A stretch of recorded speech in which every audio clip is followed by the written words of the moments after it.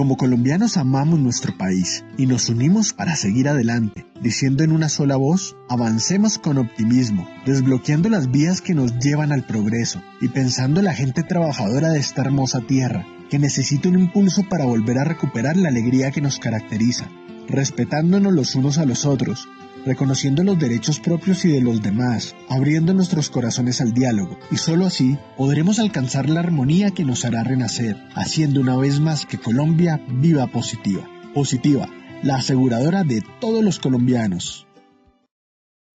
Muy buenos días para todos nuestros asistentes. Les enviamos un cordial saludo desde Positiva Compañía de Seguros y Positiva Educa.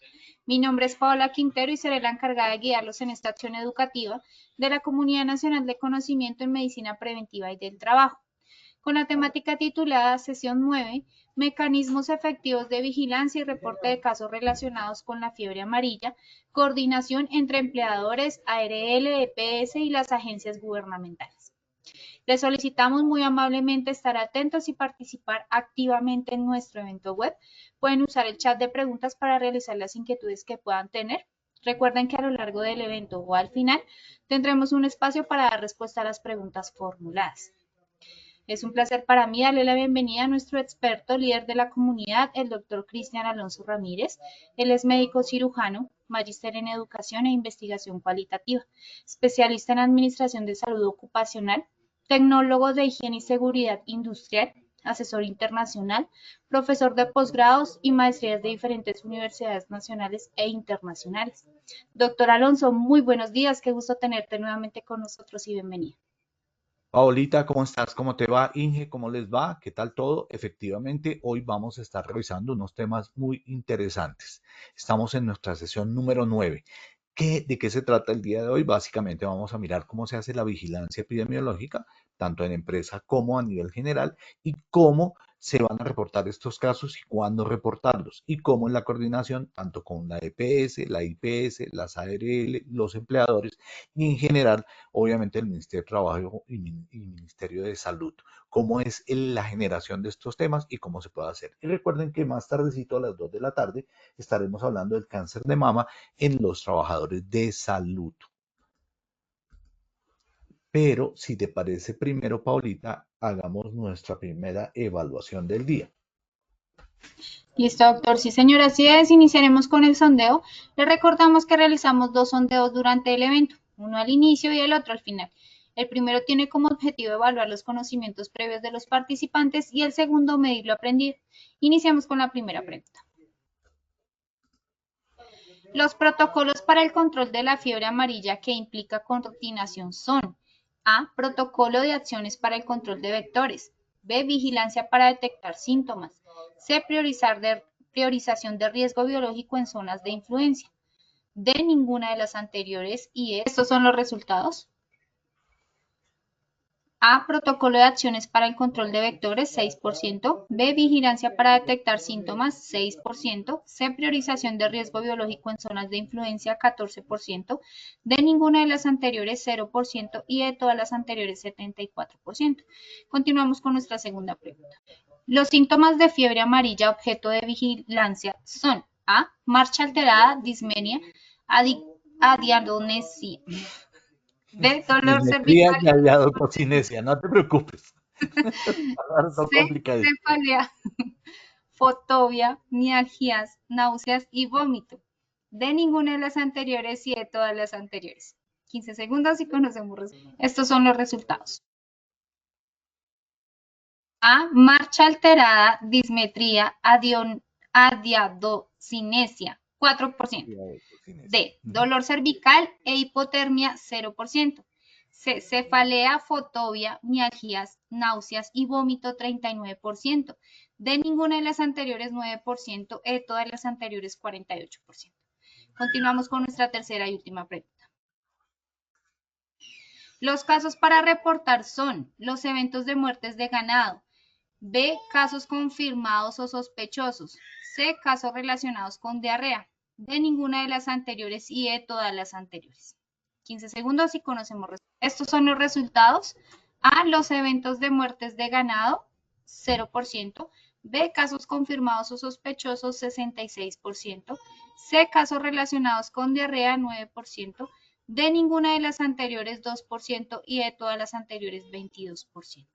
Conociendo así los resultados de este sondeo inicial, le damos el paso a nuestro experto, el doctor Cristian Alonso. Muchas gracias, Paulita. Bueno, entonces continuemos el día de hoy. Am, esta frase eh, es bien interesante porque dice, prepárese, prevenga en lugar de arrepentirse. Es decir, estamos preparándonos y previniendo temas de fiebre amarilla, la fiebre amarilla en específico, en lugar de arrepentirnos. Y esa es la parte clave de este tema. ¿De qué vamos a hablar? Vamos a hablar de los aspectos y los mecanismos de la fiebre amarilla, cómo se debe hacer la capacitación. Ya no vamos a entrar a mirar cuáles son las mejores formas de capacitación para adulto, no, pero sí cómo son los mecanismos de coordinación, el control del virus y los vectores y la vigilancia de síntomas como puntos prioritarios de coordinación entre las diferentes instituciones. Zonas de influencia y priorización del riesgo biológico, que son los elementos que aparecen en la 045, y la vigilancia epidemiológica e intervención mental y mecanismos de coordinación. Muy bien. ¿Por qué? Debemos entender los mecanismos en que se coordinan los diferentes actores de la seguridad social con las empresas. Analizar los elementos básicos de vigilancia epidemiológica y de síntomas y cómo se coordina con el sistema de gestión de seguridad y salud en el trabajo, cómo esto que es el riesgo biológico tiene que actualizarse dentro de la matriz de peligros. Por eso revisamos las zonas de riesgo y el tipo de virus y además de eso de vector que está involucrado, porque así es como se actualiza la matriz de peligros y riesgos, de identificación de peligros y evaluación de riesgos. ¿Y cómo vamos a hacer el caso, el reporte de los casos sospechosos, de los casos confirmados, que son los casos realmente, digamos, de evento de fiebre amarilla? Pero primero, revisando el tema, entendamos esto. Existe un tema de capacitación, como dice la 045 que se tiene que hacer. Debemos hablar de los mecanismos de educación e información y comunicación. ¿Para qué? Para que nuestros trabajadores realicen una reducción de los factores de riesgo en estos brotes de fiebre amarilla. Lo que ustedes ven ahí es nuestro mosquito Aedes aegypti y el virus del Flavoviridae, que es el que transmite la fiebre amarilla. ¿Para qué? ¿O cuál es el objetivo de hacer esta reducción de factores de riesgo del brote de fiebre amarilla? Transmitir mensajes, pero no todo tipo de mensajes, sino mensajes que sean relevantes, oportunos, comprensibles y precisos acerca de la promoción en la salud. Entonces, recuerden que nosotros obviamente hablamos de temas muy técnicos, pero la idea es lograr aterrizarlo para que el trabajador lo pueda entender. Esta mañana estábamos con una empresa que tiene 24,000 trabajadores haciendo precisamente la capacitación del tema. Y obviamente hay preguntas recurrentes. Uno acaba de hablar de la vacuna y vuelven a preguntar sobre la vacuna. Y eso es así. ¿Por qué? Porque la gente debe tener claro cuál es el mensaje relevante. Y mucho de lo que uno ve cuando le hacen las preguntas es que es relevante para las personas. Hay dos tipos de relevancia y de conocimiento que debe ser clave. Uno, lo que uno cree como capacitador, y dos, lo que las personas que lo están recibiendo entienden, creen y pueden, digamos, manejar de esa información y que les es clave para ellos. Entonces, aquí vamos a mirar el mecanismo de coordinación y este logo que tienen ahí como de la florecita va a estar siempre presente. EPS, ARL, empresa e IPS. Porque estos mecanismos de capacitación tienen que ser de todos ellos, tienen que estar coordinados. Obviamente la empresa es posible que no maneje la suficiente información, pero para eso tiene a la EPS y a la ARL e inclusive a las IPS cuando estén en sitios muy alejados y necesiten quienes de la capacitación. Entonces, estas capacitaciones con este objetivo así debe redactarse como parte de empresa, porque este punto es clave como responsabilidad de empresa. Ahora, el trabajador, ¿qué responsabilidad tiene? Pues la de asistir y estar capacitándose y obteniendo la información que le es precisa y propia para él. Muy bien. El protocolo de acciones para control de vectores. Entonces, aquí obviamente hablamos del manejo integrado de vectores. Recuerden que ya lo habíamos visto. Igual, ese protocolo tiene que ser coordinado con la EPS, con la ARL, con la IPS y con la empresa. La empresa que es la que lo ejecuta en su lugar de acción. La ARL que es la que realiza el asesoramiento y la EPS que tiene que ver con la atención inicial de los casos. Los casos usualmente se atienden a través de la IPS, de la EPS. Luego, todos tienen que estar presentes allí. La idea es, obviamente, disminuir la población de Aedes aegypti, que es el vector que lleva el virus, es decir, es el mosquito que lleva el virus al estar infectado de humano a humano. Recuerden que nosotros no tenemos transmisión de humano a humano, sino que esta se hace a través de la picadura del mosquito que está contaminado, que está infectado con el virus Flavoviridae. Muy bien, entonces, aquí, ¿qué vamos a hacer en el manejo integrado de vectores? Recuerden que ya lo habíamos visto, pero lo refuerzo. Uno, eliminamos los recipientes con agua estancada e inservibles, y hoy voy a dar unas tips especiales: limpieza regular de espacios y fumigación. Recuerden que podemos eliminar la larva, podemos eliminar el mosquito adulto y podemos eliminar los sitios donde son los criaderos. Es decir, tenemos sitios donde estamos criando no vacas, no borregos, sino mosquitos. Y para eso tenemos que hacer una serie de acciones que son claves, que se aplican no solamente con este tipo de infección de la fiebre amarilla, sino que se aplican en todas las de la familia de la flavoviridae. Y recuerden que estos virus, que son arbovirus, son capaces de producir Zika, chikungunya, dengue, fiebre amarilla, obviamente, y por supuesto, pero no solamente eso, en fin, muchas otras infecciones que son transmitidas por estos mosquitos. Por ende, es importante e interesante intervenir en ellos. Pero podemos intervenir en la larva. Recuerden que lo que vamos a utilizar para que estos mosquitos, en los 4 estadios de larva y de pupa, no se reproduzcan, no contaminan los sitios de agua. Entonces, lo primero es, si vamos a tener sitios de agua que no son limpiables y que no son botables, porque es que uno podría decir, listo, si yo tengo una llanta, pues la boto. Es más fácil que aplicarle BTI. Acuérdense que el BTI es una bacteria, el Bacillus thuringiensis israelensis. Esa bacteria lo que hace es producir una toxina, que es la CRI y la CTI. ¿Qué es una toxina? Es aquella sustancia que es capaz de dañar una parte de la célula. Y en el intestino de la larva lo que hace es perforarla, generarle poros. Y al generarle poros, genera la muerte de la larva. El Spaericus o Licinibacillus Spaericus, me está pasando lo mismo que Paola, y es que obviamente para mí los términos médicos no tienen problema, pero los nombres en latín de las diferentes especies pues termina siendo un poco complicado. Entonces, recuerden que aquí tenemos el género y la especie. En este caso, el L. aspericus genera una toxina binaria que tiene el mismo efecto, es decir, daña la membrana intestinal de la larva y la mata, formando esos poros, y entonces la larva pues no va a salir, no se va a volver pupa y no va a permitir que salga el mosquito. Entonces recuerden que este mosquito, una vez sale, tiene que colocarse en el borde del recipiente o del sitio donde está el agua para que el exoesqueleto que conforma las alas se endurezca y él pueda volar. O sea, durante un tiempo después de salir de la pupa va a estar, digamos que, más sensible a los controles. Muy bien.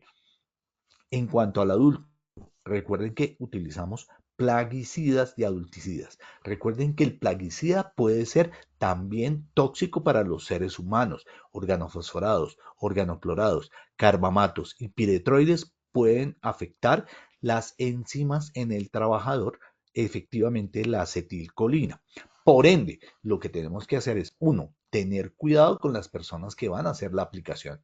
Y yo voy a hacer la aplicación sobre superficies donde ellos descansan, de manera tal que al apoyarse sobre puertas, sobre ventanas, sobre paredes, se van a morir porque van a adquirir. No es que yo voy a ir por todo lado con el spray del, del organofosforado, organoclorado, el piretroide, fumigando o asperjando, que es el término técnico, sobre los mosquitos. Eso es un desperdicio. La idea es colocarlos sobre las superficies para que ellos vayan, se coloquen encima de ella y se contaminen con el plaguicida. Pero recuerden una cosa bien importante.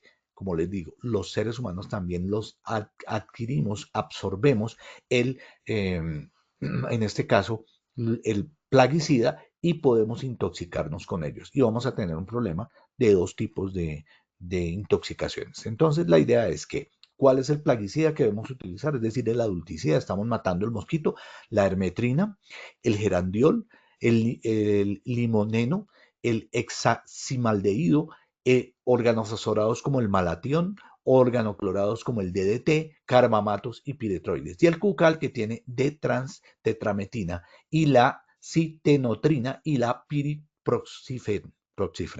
Básicamente, lo que tienes que verificar que sea un plaguicida que, aunque todos van a tener acciones sobre seres humanos, se van a colocar en las superficies para eliminar los adultos. No los vamos a ir persiguiendo por todo lado, asperjándolos, a no ser que hayamos detectado un sitio de criadero donde estén emergiendo muchos. Ahí yo ya puedo hacerlo, pero teniendo en cuenta que se va a contaminar el agua. Muy bien. ¿Cómo es el sistema de vigilancia? Entonces, ese es el sistema de control para los mosquitos como tal. Ahora, ¿cómo es el sistema de vigilancia para detectar los síntomas relacionados con la fiebre amarilla? Entonces tenemos, uno, la coordinación entre EPS, empresa y ARL. Ya les voy a decir cuál es. Uno, la empresa con la capacitación, con decirle a las personas cuáles son los síntomas de los que tienen que estar pendientes. Si no lo hace ella, puede citar a la EPS o a la ARL para que le den las capacitaciones al personal y el personal entienda cuáles son esos síntomas. ¿Por qué? Porque el síntoma reportado tiene que ser analizado. ¿A dónde? Si yo tengo el síntoma, me lo llevo y detecto el síntoma, ¿no es cierto? En la IPS. ¿Está en una zona de riesgo?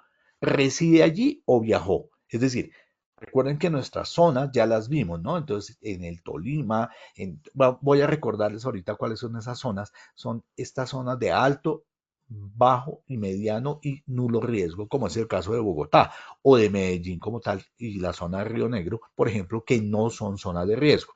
Pero yo viajé a una zona de riesgo, debo mirarlo, consultar a la IPS y en esa consulta a la IPS se va a confirmar el caso. Entonces tenemos un caso sospechoso que es el en el que se le detectan síntomas. ¿Cuáles? Náusea, vómito, dolor de espalda, dolor en el cuerpo, que tienen mucho desgano, que se sienten muy mal. Y obviamente vamos a reportar ese caso para que la IPS lo confirme. ¿Cómo lo confirma? Aplicando las pruebas PCR y ELISA. PCR en los primeros 3 días y ELISA en los días siguientes hasta el 10º y en adelante, donde detectamos son las inmunoglobulinas, la M y la G, que me dicen que yo ya me defendí o que estoy identificando al virus y que estoy actuando en contra de él. Mientras que la otra prueba es directa del virus. Recuerden, el PCR es directa del virus. Debemos recordar esto siempre. Si usted tiene síntomas, no se automedique. Pero si se va a automedicar, no tome aspirina. Recuerden que dijimos que el ácido acetil salicílico no se debe consumir para este tipo de pacientes y que es o puede ser dañino para el cuerpo en este caso y que puede generar daño en el trabajador. Entonces, no tomarlo sobre todo porque uno va a sangrar el paciente por efecto de la fiebre amarilla y la aspirina es antiagregante plaquetario. Entonces, tenemos que tener en cuenta eso, sobre todo en pequeñas dosis. Y por otro lado, obviamente, que los efectos adversos que puede llegar a tener se pueden combinar. Entonces, la idea es que, y para no entrar en una extensión sobre el tema, la idea es que no tomen, que no se automediquen. Y pero que tampoco vayan a la droguería a preguntarle al de la droguería, porque el de la droguería sabe mucho de vender, no sabe de medicina. Muy bien.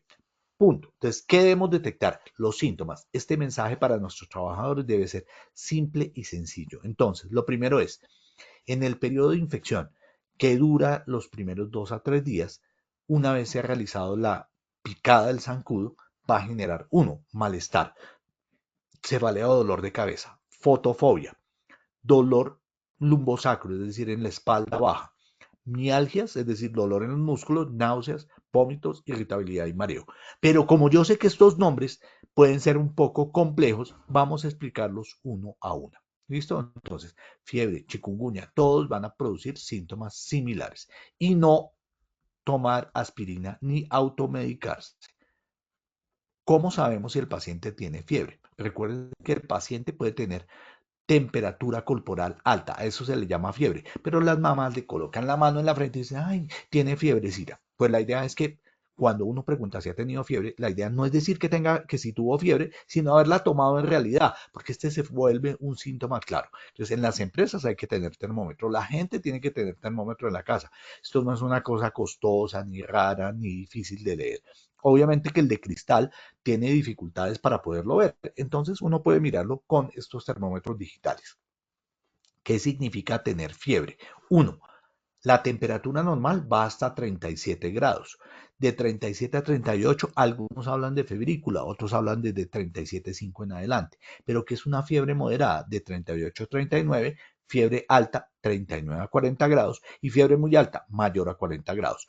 En los casos de fiebre amarilla, amarilla estará entre 38 y 39 grados aproximadamente. Recuerden esto, es una parte de la respuesta del sistema inmunitario. Es decir, cuando yo entra el virus y me defiendo contra él, uno de los primeros elementos de defensa que tiene el cuerpo es la fiebre. Y también me está manifestando que estoy frente a una infección. Eso es clave. La fiebre es porque estoy teniendo una infección. Y obviamente en la mayoría de los niños y adultos la fiebre puede ser molesta, por eso se toman medicamentos contra la fiebre. Pero la verdad es que es un mecanismo normal durante las infecciones. Pueden tener dolor de cabeza intenso. ¿Qué significa eso? Que puede variar desde un dolor de cabeza leve hasta uno intenso. No, es que como lo tengo leve no es sinónimo de fiebre amarilla, es un síntoma de fiebre amarilla, así sea leve o sea muy intenso. Puede ser un dolor de cabeza general, es decir, en toda la cabeza, o puede estar localizado en ciertas áreas. Ah, me duele la frente, me duele en las sienes, me duele en la parte de atrás, en la región occipital. No importa el área, puede estar en cualquiera de ellas. Duración, pues la cefalea va a estar presente durante los primeros días. Recuerden que estamos hablando de 2 a 3 días de presencia del tema. Muy bien, la remisión, obviamente que la cefalea junto con los otros síntomas disminuye en los primeros días de la enfermedad cuando se resuelve la misma y si no, pues vamos a entrar ya a las fases complicadas. El dolor de cabeza se describe como que puede ser leve o intenso en cualquier área de la cabeza, recordando y para cerrar el tema. ¿Fotofobia qué es? Porque claro, Paola dijo fotofobia y yo les digo fotofobia. ¿Pero qué es eso? Al final lo importante es qué es y que lo puedan identificar. Es la sensibilidad o molestia ocular a la luz intensa. Eso significa fotofobia. Les molesta la luz intensa. Es una condición donde los ojos se vuelven muy sensibles a la luz y obviamente esto le causa molestias y dolor al estar expuesta a una intensidad fuerte de luz. El dolor lumbar y sacro. Fíjense donde la imagen se está poniendo la mano. Esa es la región lumbar. Y donde le llegan la punta de los dedos de los cuatro siguientes dedos, no del dedo 1, sino del dedo 2, 3, 4 y 5, está apuntando como hacia la colita. Esa es la región sacra. Entonces, en la región lumbrosacra usualmente puede haber dolor. ¿Cómo aparece? De manera repentina. Claro, pero también se acompaña de fiebre, de escalofríos, de dolor de cabeza y de náuseas. Es prominente, es un dolor en espalda y es uno de los síntomas más destacados de fiebre de la fase aguda de la fiebre amarilla. Eso es lo que dice la OMS, o sea, es súper clave este síntoma. Puede ser severo, el dolor puede variar a ser muy grave, muy intenso y muy debilitante. Y obviamente empeora la actividad, es decir, que no permite que la gente haga actividades como agacharse, como girar el cuerpo, como levantar peso o caminar. Ese dolor en la parte baja de la espalda lo llaman como sordo, es agudo, es punzante. Esa es la descripción del dolor lumbosacral ligado a la fiebre amarilla. Pero también se puede dar mialgia generalizada, o sea, que además de la espalda haya dolor en todos los músculos. La gente refiere que tiene la fiebre, los escalofríos, pero que además de eso le duelen los músculos, es un dolor intenso que afecta a la mayoría de grupos musculares, es decir, piernas, brazos, cuello. Es obviamente también referido a la espalda, que ya lo habíamos visto, pero afecta a todo el cuerpo, especialmente la espalda. Náuseas y vómito. ¿Qué significa las náuseas? La náusea es la sensación de malestar o de deseo de vomitar y puede estar presente al comienzo de la enfermedad, al igual que el vómito, que ya es la expulsión del contenido estomacal. Los vómitos con sangre. Es probable que la persona, si ha tenido muchas náuseas, muchas arcadas o muchos vómitos, puede sangrar por el mismo desgarro que hace el esófago. El esófago se fisura debido al esfuerzo del vómito y al vómito en sí, porque el vómito que proviene del estómago es un vómito que contiene ácido, entonces va a quemar esa zona. Entonces, en los casos graves de fiebre amarilla, los vómitos contienen sangre. Si tienen un trabajador que le dice que tiene vómito, pero que tiene manchitas rojas, eso significa que está sangrando y estamos entrando a una fase grave porque sería la fase, ¿se acuerdan que le dijimos? Icterohemorrágica, es decir, que está amarillo y que está sangrando.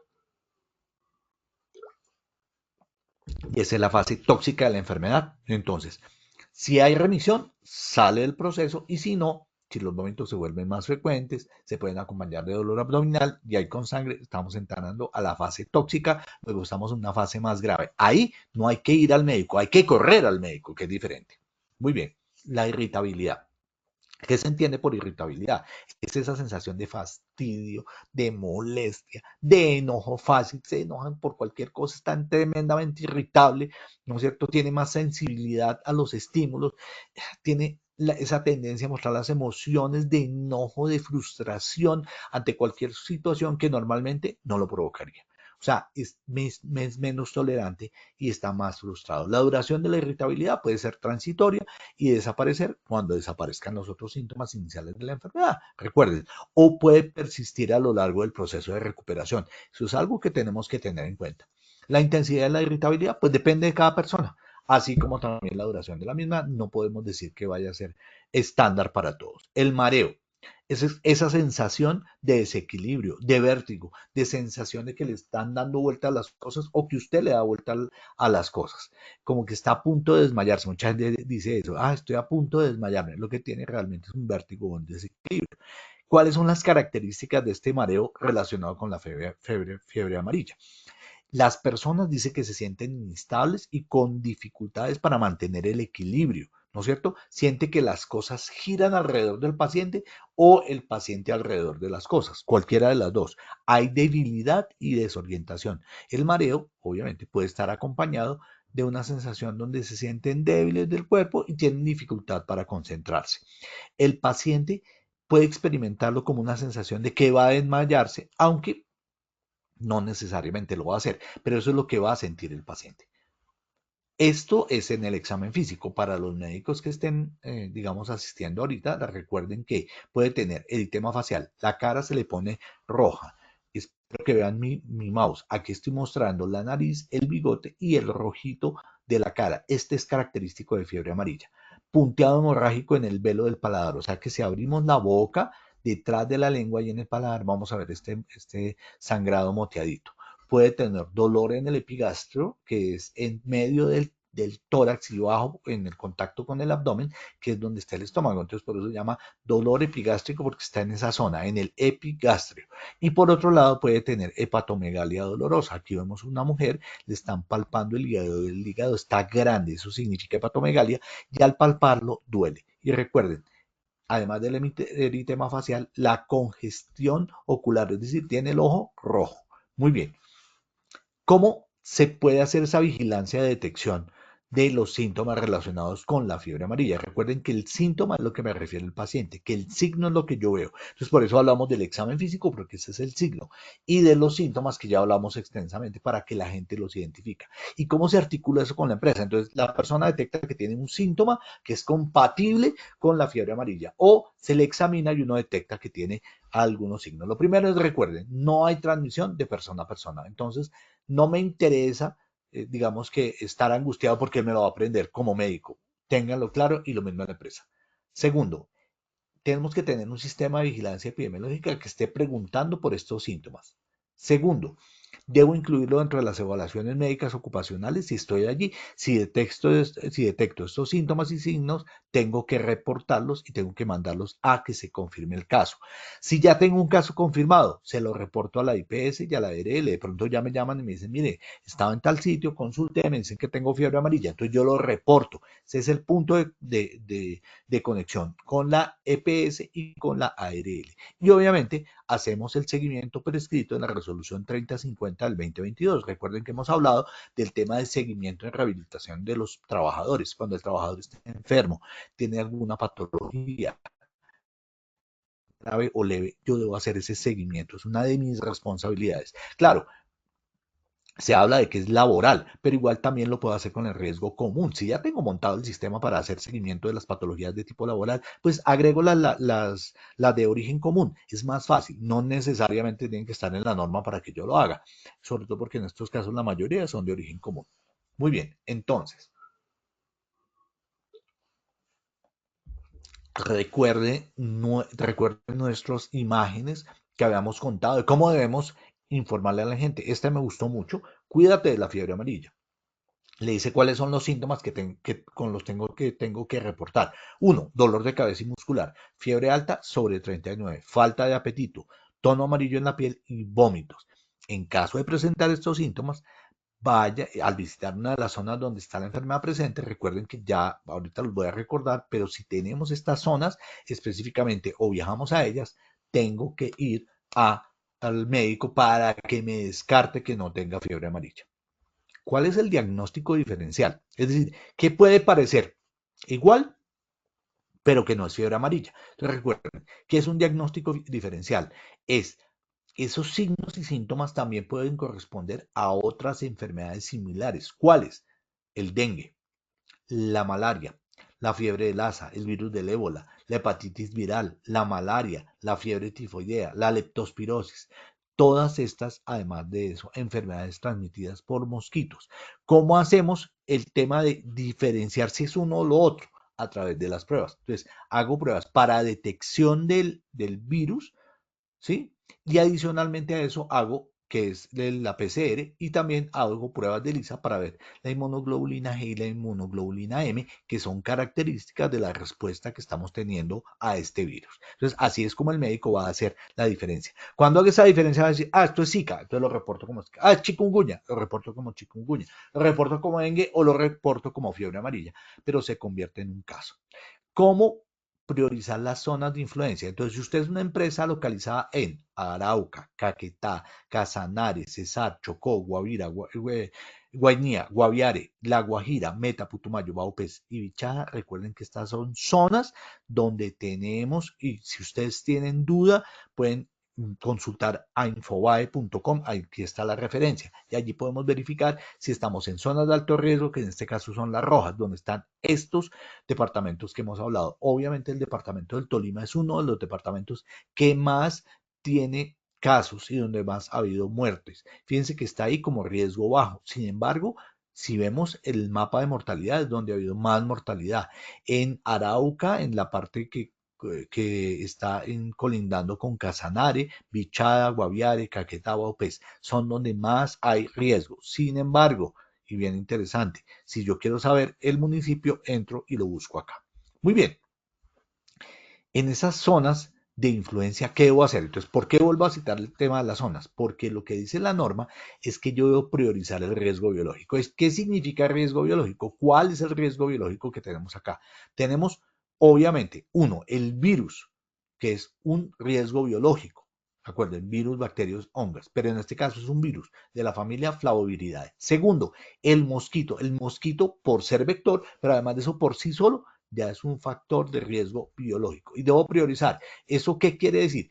Que lo debo identificar. Ya lo tenemos acá y lo debo incluir dentro de ¿qué? Dentro de mi matriz de identificación de peligros y evaluación de riesgos. ¿Por qué? Porque estoy en la zona de riesgo. Si yo ya tengo identificado que estoy en la zona de riesgo, que soy uno de estos municipios o que estoy en el departamento, pues por ser zona de riesgo, yo debo ya incluir dentro de mi matriz de riesgos la inclusión de este riesgo biológico.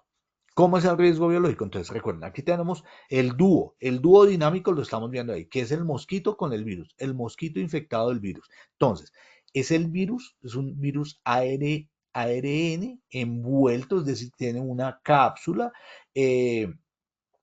pertenece a la familia Flavoviridae y es del género Flavivirus. Este es el agente causal, o sea, es el que tengo que registrar en mi matriz de identificación de peligros y evaluación de riesgos. Pero además de eso, debo identificar los vectores, el Aedes, el Sabetes y el Hematófugos. Recuerden que tenemos un ciclo silvestre y un ciclo urbano. En el ciclo silvestre, el reservorio son los monos, los simios, los primates. Esos son los que contienen el virus. El hematófagus lo pica, pero si pica a un ser humano, pasa del ciclo silvestre, compromete al ser humano y entramos al ciclo urbano. Y ahí ya el Aedes aegypti pica a una persona que tiene el virus y lo comienza a transmitir a otras personas. Por eso es importante tener claro tanto el ciclo urbano como el ciclo selvático. Entonces la pregunta es, ¿tenemos trabajadores en esas zonas? Uno. Dos, ¿tenemos trabajadores que viajan a la zona? Y con base en eso ya tenemos la exposición de la población. Entonces, recuerden, en el ciclo selvático no está transmitido entre humanos, está transmitido entre primates, pero el hematófagus o el Chabetes, cuando pica a un hombre, comienza a generar la enfermedad. Eso quiere decir que estamos frente a una zoonosis, es decir, es una enfermedad en seres humanos que es contagiada de los simios a través de los mosquitos que los pican a ellos o los primates no humanos. Recuerden que los humanos somos primates, por eso hablamos de primates no humanos. Muy bien. Y en el ciclo urbano se va a transmitir por el Aedes aegyptis, otro mosquito totalmente distinto, que es el atigrado, que es como está en la parte superior, y que va a transmitirlo de humano a humano. Recuerden que el mosquito en la zona, digamos, selvática es el azul, es un virus de una vector de otro color. Pero recuerden esto, y es que en este orden de ideas, nosotros estaremos frente a un mosquito diferente. Entonces, en ese orden de ideas, vamos a tener que tenerlo en cuenta, aunque no lo vayamos a ver, porque usualmente ellos son muy hábiles para picarnos y nos vamos a dar cuenta solamente cuando tengamos la sensación de que nos han picado, de que hemos sido, digamos, inoculados. Recuerden que ellos tienen anestesia en la zona y con la probóscide, que es la punta, que es como la jeringa que ellos utilizan, no van a colocar allí. Entonces, el riesgo biológico deberá ser actualizado en la matriz de identificación de peligros, evaluación y valoración de riesgos, estableciendo los controles requeridos. ¿Eso qué quiere decir? Que en nuestra matriz esto se va a volver prioridad en las zonas que tenemos prioritarias. Vacunación. También aquí hay coordinación, porque la vacunación no la hace directamente la empresa. Es probable que la coordine con la ARL, es probable que la coordine con las entidades gubernamentales, o puede ser que defina que yo voy a mandar al trabajador a que se aplique la vacuna. Recuerden que la vacuna tiene ciertas características, pero esto es importante. Primer punto es recordar que estamos frente a un antecedente vacunal, es decir, hemos sido vacunados contra la fiebre amarilla porque no necesitamos sin una sola dosis, no importa hace cuánto nos la hayan aplicado. Lo importante es que yo pueda demostrarlo y que esté tranquilo de que efectivamente es la vacuna, porque cuando uno hace la consulta, lo usual es que las personas le digan a uno o uno les pregunte, ¿han sido vacunados? Y ellos le dicen, sí, yo he sido vacunado. ¿Está seguro? Bueno, no tan seguro. Digamos que ahorita tienen muy clara la vacunación del COVID-19, pero vacunación de fiebre amarilla o de otras no se acuerdan. Entonces, recuerden que nos tenemos que vacunar. Para eso yo tengo que encontrar qué punto de vacunación me queda cercano y cuándo me debo aplicar la vacuna. Si yo estoy en la zona, pues aplíquensela en cualquier momento, preferiblemente ya, si no se la han aplicado. Pero si son que van a viajar, recuerden que la inmunidad completa se instaura 10 días después de aplicada en el 99%. Luego, antes no viajen, porque si viajan recién aplicada la vacuna en el aeropuerto, pues eso es mejor que nada. Pero si se la aplican antes de viajar, pues no tienen realmente protección.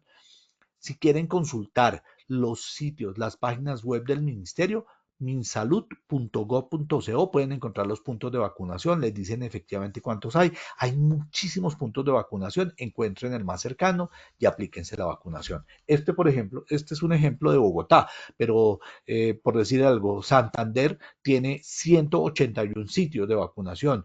Cúcuta tiene también sitios. Entonces, pues simplemente son buscar en dónde tenemos sitios de vacunación. ¿Esto para qué? Para coordinar con el trabajador. Entonces, empresa que ha sido informada por los entes gubernamentales de dónde está la vacuna, orienta al trabajador sobre la vacuna y le dice algunas características que vamos a hablar de la vacunación, lo tranquiliza y le dice que es una vacuna eficiente y efectiva y coordina la forma en que lo va a hacer. Puede ser que yo le diga a todos los trabajadores, mire, estos son los sitios, vaya, se toman, se aplican la vacuna y regresan. Recuerden que, pues, muchas cosas. Lo primero, la vacuna es de un virus vivo atenuado, es decir, hay gente que no se le puede aplicar la vacuna, ya vamos a ver cuáles son. Segundo, se aplica en las zonas donde están de alto riesgo. ¿A quiénes? Entre los 9 y los 59 años. Es gratuita. Está disponible en todos los puntos de vacunación. Eso es lo que dice la teoría. Pues no sé cuántas vacunas hay y tampoco lo puedo afirmar.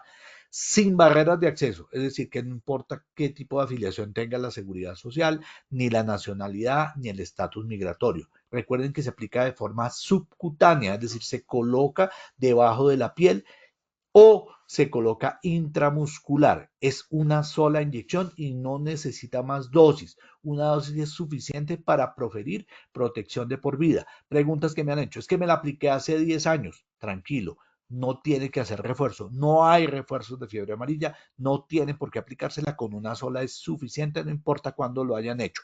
Lo que pasó es que hubo eventos donde se decía, o momentos en que se dijo, se debe reforzar cada 5 o cada 10 años. En realidad no se debe reforzar. Es lo que dicen todos los estudios. La inmunidad adquirida es de por vida.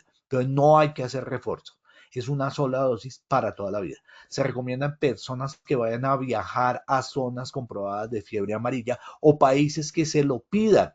Si el país de destino, voy a viajar a Perú, a Ecuador, a Brasil, a Panamá, todas esas son zonas de fiebre amarilla. Entonces la idea es viajar vacunado. ¿Listo? Y obviamente hay un esquema que ya vamos a mirar. La vacuna es segura, es eficaz. Claro, hay efectos adversos, ya vamos a mirar cuáles son, pero si a usted se las aplicaron y se la volvió a aplicar, no le pasa nada, que es otra pregunta que me han hecho. La vacuna es efectiva con la enfermedad 10 días después de aplicada, es decir, que va a adquirir muy buena inmunidad a los 10 días, pero el 99% va a estar a los 30 días, pero a los 10 días ya está listo y preparado. Muy bien, el esquema de vacunación en Colombia, ¿cuál es? De 9 a 19 años en el territorio nacional, para todos, pero en zonas de alto y muy alto riesgo, ya lo vimos que son las zonas que están en rojo y en amarillo, vamos a tener desde los 9 meses hasta los 59 años.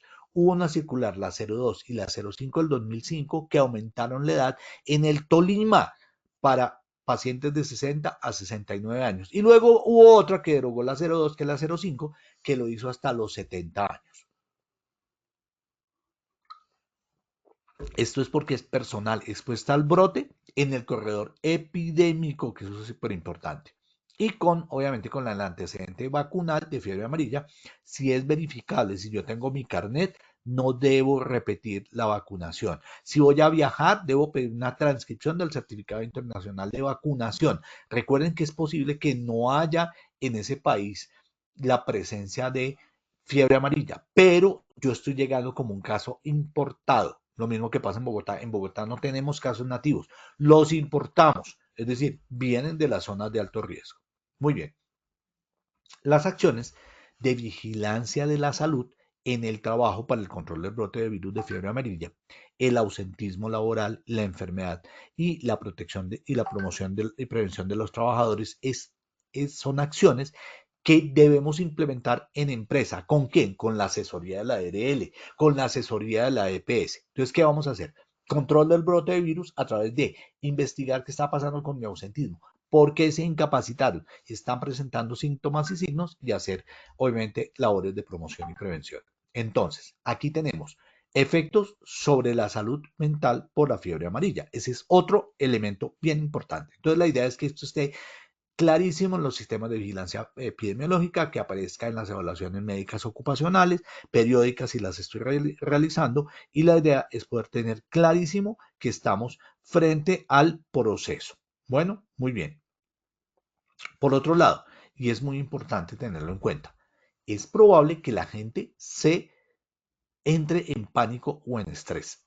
Eso ya lo habíamos hablado, pero ¿cuál es el proceso? O sea, ¿por qué la salud mental se va a ver afectada por la fiebre amarilla? La respuesta está COVID-19. Recuerden que en el COVID-19 ya tuvimos la experiencia. Entonces, la gente puede tener miedo, estrés, ¿a qué? A la exposición al virus, si está en las zonas de riesgo. Es más, hay gente que no está en la zona de riesgo y está atortolada, está angustiada. Recuerden que si es zona no riesgo, no hay probabilidad que lo infecten. Angustia y estrés. Y medidas de control. Claro, va a haber gente que le va a decir, sí, usted dice eso porque no ha estado en mi zona, pero ya la gente de fiebre amarilla y no sé qué, y aquí en Bogotá no va a pasar, pero sí le va a dar el estrés. Y obviamente también va a haber gente que le tenga miedo a las medidas de control, que será básicamente la vacunación. La salud mental se afecta por el estrés prolongado y genera depresión, ansiedad y trastorno de estrés postraumático. Recuerden que esos son efectos que pueden llevar a que ese estrés me afecte mi salud mental. Entonces, la empresa, ¿qué debe hacer? Tener a mano los mecanismos, escuchar al trabajador, tener elementos que le permitan hacer. Entonces, háblese con la EPS, háblese con la ARL, cuáles son las líneas que van a tener. En este caso, Positiva tiene una línea donde escucha al trabajador, donde le ayuda con esa depresión, con esa ansiedad, con ese trastorno de estrés postraumático. También la EPS lo puede hacer y la idea es que estén allí para poder darle soporte. Entonces, recuerden, lo primero es, si estoy viendo que la gente tiene algún problema, yo puedo aplicar, por ejemplo, la escala de estrés percibido, la PEP-SS. Allí lo que voy a hacer es evaluar la salud mental de mis trabajadores, ¿no es cierto? Y saber qué hacer en salud mental en emergencia. Recuerde que Positiva tiene unos kits y tiene el entrenamiento de personas que van a hacer ese soporte en las empresas, cómo escuchar al trabajador y cómo darle orientación. Entonces ahí es donde viene la información, brindar información veraz, reducir rumores, quitar los miedos, eso disminuye la ansiedad. Entonces la herramienta será la revisión de comprensión y confianza en la información que he dado. En el tercer elemento, capacitación en el manejo de estrés y habilidades de afrontamiento. ¿Cómo controlo esos pensamientos que estoy teniendo y esa angustia que estoy teniendo? Técnicas de relajación, mindfulness y habilidades para manejar la incertidumbre y la ansiedad. Ese es el test de resiliencia de Connor y Davidson. Apoyo psicológico. Entonces se pueden utilizar asesoría psicológica, individual o grupal, hacer, como les digo, mucho entrenamiento emocional y entrenar a esos otros personas que van a hacer auxilios, primer auxilio en la enfermedad mental y en estos temas. Y recuerden que Positiva tiene un entrenamiento para que ustedes puedan entrenar personas que sepan escuchar a sus trabajadores. Promoción del bienestar y de la resiliencia. Entonces aquí la idea es tener ambientes de trabajo positivos que refuercen los vínculos. Eso significa que yo además de eso he fumigado, he retirado los elementos que pueden contener agua. Recuerden que si tengo un balde tengo que darle la vuelta, limpiarlos, botar las llantas, las botellas, los vasos que puedan acumular agua. En una cantidad muy pequeña se crían. Miren, en estos días estaba en mi casa, que es en Bogotá, y tengo mis ciclas en la parte de afuera. Yo todos los días monto cicla o procuro hacerlo. Entonces levanté el estuche de las ciclas para protegerlas de la lluvia y de pronto salieron una cantidad de mosquitos. Y en ese momento recordé todas las clases. Resulta que mi esposa había dejado un recipiente donde estaba teniendo unos piecitos de una matica que estaba criando. Entonces estaban las maticas, estaban floreciendo, pero había agua. Recuerden que había, pues obviamente, zancudos depositando sus huevos y creciendo larvas y creciendo zancudos. Entonces me tocó eliminar el agua, limpiar el tema, decirle, te quiero mucho, queremos también nuestros piecitos de las maticas, pero tenemos que utilizar alguna otra herramienta para que crezcan, porque si no vamos a tener problemas y botamos toda esa agua. Vigilancia epidemiológica, ¿qué hacer? Importante. Entonces, si hay muertos, le hacen obviamente la investigación. Georreferencia, ¿de dónde vienen? Para mirar los corredores ecológicos, que es donde se contamina la gente. Muy bien. Segundo, notificar el caso. Punto importante. ¿Cómo notifico el caso? Tiene que ser de manera inmediata. Si la persona tiene los síntomas y no tiene pruebas, es un caso sospechoso, independientemente del estado de vacunación. Ahí tengo que reportar. Es que tiene náuseas, vómito, dolor de espalda, los ojos rojos, la carita roja. Ya sé que tengo que hacerlo. Tenemos que hacer búsqueda activa, es decir, tenemos que buscar personas que tengan fiebres, que tengan fiebre, que estén amarillos, que estén histéricos, que hayan ido a esos lugares. Entonces, cuando están yendo a los lugares, yo ya tengo que tener un seguimiento de ellos. Y obviamente el seguimiento de vigilancia de episotopias. ¿Eso qué significa? Buscar si han habido muertes de primates no humanos, ahí hay la probabilidad de circulación de fiebre amarilla. Y eso indica la necesidad de reforzar esas acciones de vacunación en las áreas donde se hayan detectado humanos, casos o episotopias, que son las muertes de estos animalitos. El reporte de casos. En Colombia la fiebre amarilla es considerado un evento de interés en salud pública. Luego la notificación debe ser súper inmediata, no inmediata, súper inmediata, lo que significa que todos los casos sospechosos se deben notificar de manera individual. ¿Cómo lo hacen las IPS? A través del Civigila del 4.0. Las empresas lo deben hacer a través de la ARL o de la EPS. Y esto obviamente ya tienen ahí su forma de notificación. El sistema de notificación implica reportar los casos sospechosos del Alcivigila 4.0, alerta automática a nivel nacional y departamental por un correo electrónico, participación en las redes operativas, entonces está la de la UGPD, bueno, en fin, hay otras. Realizar las pruebas moleculares. ¿Cuál es la prueba molecular? La de la PCR, RT-PCR. ¿Les suena muy parecido a COVID? Es la misma técnica y ahí estamos confirmando si hay el virus. O hacemos estudios que son el ELISA para inmunoglobulina G e inmunoglobulina M. Recuerden que estas pruebas son pruebas rápidas que se aplican de manera fácil en sangre. Entonces recuerden, RT-PCR para el virus, serológicas para detectar si la persona ha tenido el virus y ya tiene anticuerpos, o sea, el día 3 en adelante. El aislamiento viral son las pruebas moleculares y la histoquímica, que puede ser un diagnóstico post-mortem, que se le hace a los muertos. A los muertos hay que hacerles en la autopsia también el diagnóstico. Eso nos permite establecer los corredores de diseminación epidemiológica.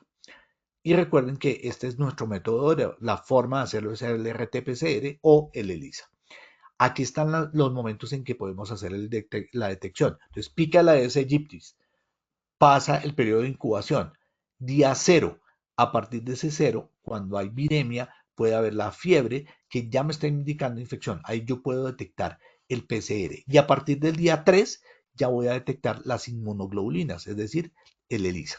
Esto es para que lo tengan en cuenta. Muy bien. En ese orden de ideas, tenemos un panorama rápido de cómo coordinamos con las diferentes entidades, elementos que ya habíamos visto de cómo se hace la detección. Esta es la bibliografía, aunque les he dejado bibliografía a lo largo de la charla y ustedes la pueden consultar. Recuerden que todo esto queda subido en Positiva de Educa y lo pueden consultar allí. Muy bien. Pero si te parece, Paolita, hagamos o preguntas o la primera evaluación. Tú me dirás qué hacemos. Bueno, Doc, yo aquí tengo varias preguntas, pero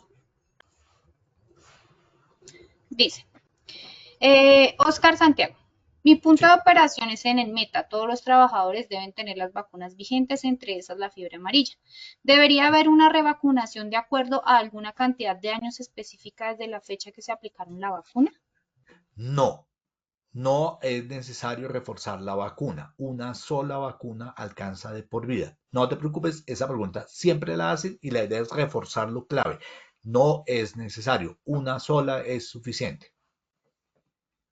Listo, muchas gracias. Esta la realiza Fabiola. Profe, eso es verdad, que si uno tiene recipientes con aguas detenidas, ahí va a estar siempre el mosco. Hay mucha gente que no cree. Sí, eso es así. Lo que yo les digo, yo vivo en una casa, en un sector en Bogotá. O sea, ¿cuánto zancudo puede haber? No mucho, pues sí tenemos mucha naturaleza. Pero en el recipiente donde estábamos criando es el único sitio donde es posible, estábamos criando unos piecitos de mata. En ese poquito de agua hubo crecimiento de larvas. En Bogotá, imagínense en el resto del país, en donde sean zonas, siempre va a haber crecimiento. Entonces recuerden, vacíenlos, voltéenlos, bótenlos, límpienlos y desechen. No puede haber ni un depósito de agua ni de 1 centímetro. De cualquier profundidad, ahí el mosquito crece. Recuerden que estamos hablando de larvas casi microscópicas, casi no se ven. Entonces, eso se vuelve un criadero sí o sí. Listo. Esta última, Santiago Carrasco.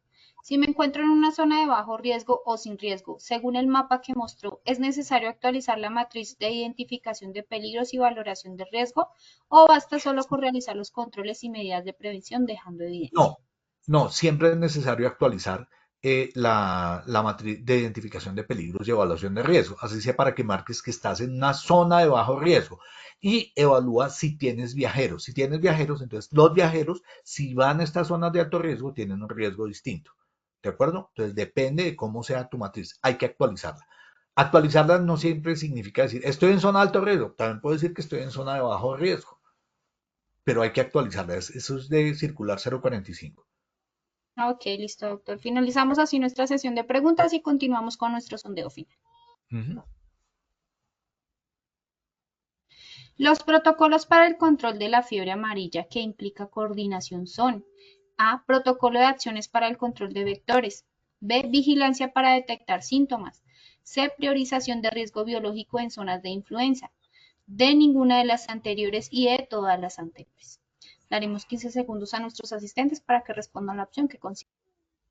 Estos son los resultados. A. Protocolo de acciones para el control de vectores 7%. B. Vigilancia para detectar síntomas 0%. C. Priorización de riesgo biológico en zonas de influenza 8%. D. Ninguna de las anteriores 0% y E. Todas las anteriores 85%. Doctor, esta primera pregunta, ¿cómo nos fue? Muy bien, pasamos de un 70% de positividad, es todas las anteriores, de un 70% a un 85%. Muy bien, identificaron los 3 puntos de coordinación.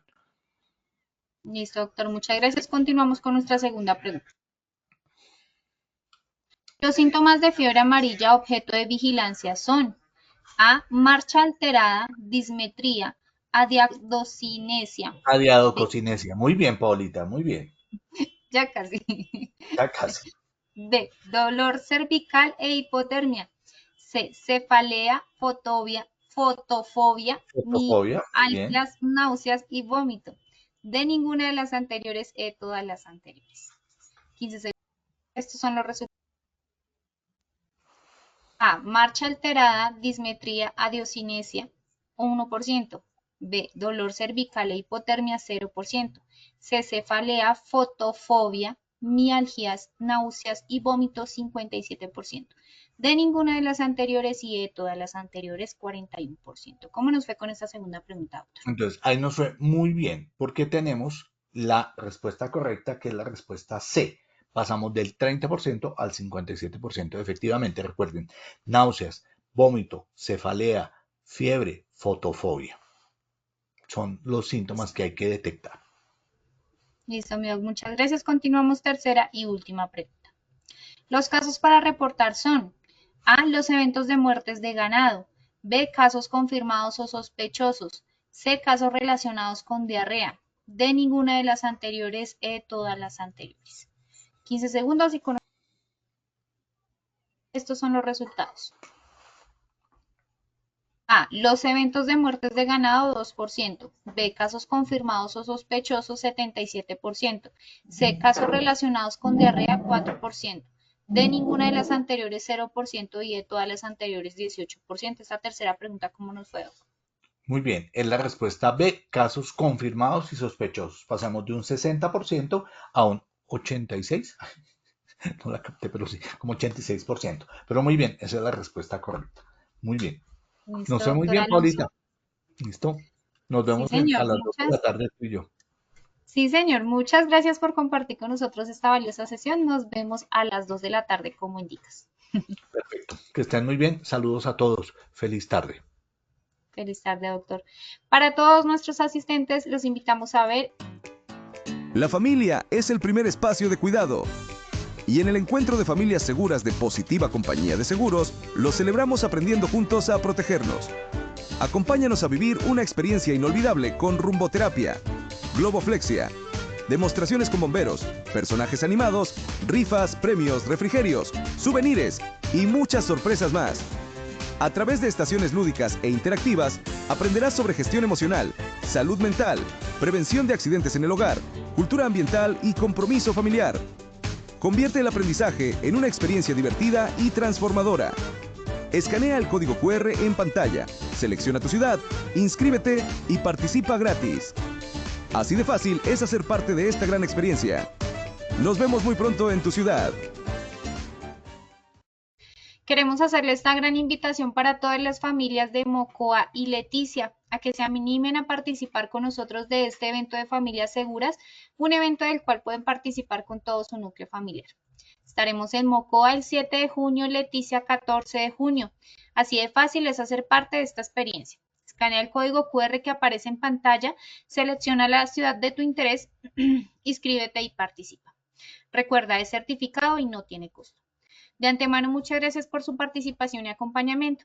Les recordamos que pueden acceder a estas y muchas otras acciones educativas a través del Centro Virtual de Enseñanza y Aprendizaje Posipedia, www.posipedia.com.co, donde encontrarán todas nuestras comunidades del conocimiento y más información sobre nuestro Plan Nacional Multimodal de Educación en Seguridad y Salud en el Trabajo. También encontrarán nuestros cursos de Sistema de Gestión de Seguridad y Salud en el Trabajo de 50 y 20 horas para que los puedan desarrollar con nosotros. Los invitamos a descubrir más sobre nuestras acciones educativas en www.posipediatalleresweb.com. El certificado de este evento web estará disponible para nuestros afiliados entre 1 y 8 días hábiles después de concluir la acción educativa y podrán acceder a él a través de nuestro portal Posipedia en la sección Educativa. Finalizamos nuestro espacio educativo dejándonos con el siguiente video del hub de innovación que ofrecemos para todos nuestros afiliados. Recuerda, estamos disponibles en Bogotá, Medellín. En el chat encontrarán el enlace para realizar inscripción. Selecciona tu ciudad, no esperes más y participa. Que tengan. Positiva Compañía de Seguros te invita a vivir una experiencia única en el Hub de Innovación en Educación Inmersiva. Podrás capacitarte de forma gratuita usando simuladores de realidad virtual para enfrentar situaciones como trabajo en alturas, espacios confinados, manejo de extintores, seguridad vial y mucho más, todo en un entorno seguro y controlado. Esta formación está dirigida a trabajadores, directivos, responsables de SST y profesionales que quieran fortalecer sus habilidades y contribuir a una cultura de prevención moderna y efectiva. Podrás participar de manera individual o reservar el espacio exclusivamente para tu empresa. Escanea el QR que aparece en pantalla o copia el link que dejamos en la sección de preguntas. No te lo pierdas. Acércate al hub de tu ciudad, inscríbete y transforma la manera en que aprendes sobre seguridad laboral. ¡Te esperamos!